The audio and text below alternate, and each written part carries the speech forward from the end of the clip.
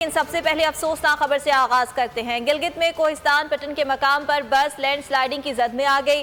हादसे में 4 मुसाफिर जाँ बहक 8 जख्मी हो गए। पुलिस के मुताबिक लाशों और जख्मियों को अस्पताल मुंतकिल कर दिया गया है। अफसोसनाक खबर के हवाले से आपको आगाह कर रहे हैं और आपको ये बताएं कि ये हादसा कोहिस्तान में पेश आया है, जिसमें 4 मुसाफिर जाँ बहक और 8 जख्मी हो गए हैं। अपडेट कर रहे हैं आपको गिलगित से, जहां पर कोहिस्तान पटन का मकाम है। बस लैंड स्लाइडिंग की जद में आ गई और इस हादसे के नतीजे में 4 मुसाफिर जाँ बहक जबकि 8 अफराद जख्मी भी हुए हैं। पुलिस का इस हवाले से बताना है कि लाशों और जख्मियों को अस्पताल मुंतकिल कर दिया गया है।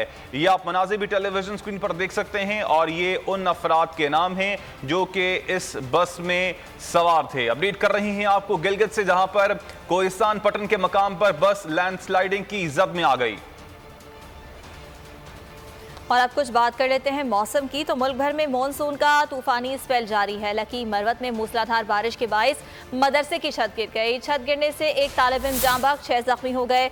चागी के पाक अफगान सरहदी इलाकों में बारिश से नदी नालों में तुगयानी, मुतादिद कच्चे मकानात, फसलें और शमसी तवानाई के प्लांट्स को नुकसान पहुंचा। हंगामी हालात से निपटने के लिए मुताल्लिका इदारों को अलर्ट कर दिया गया है।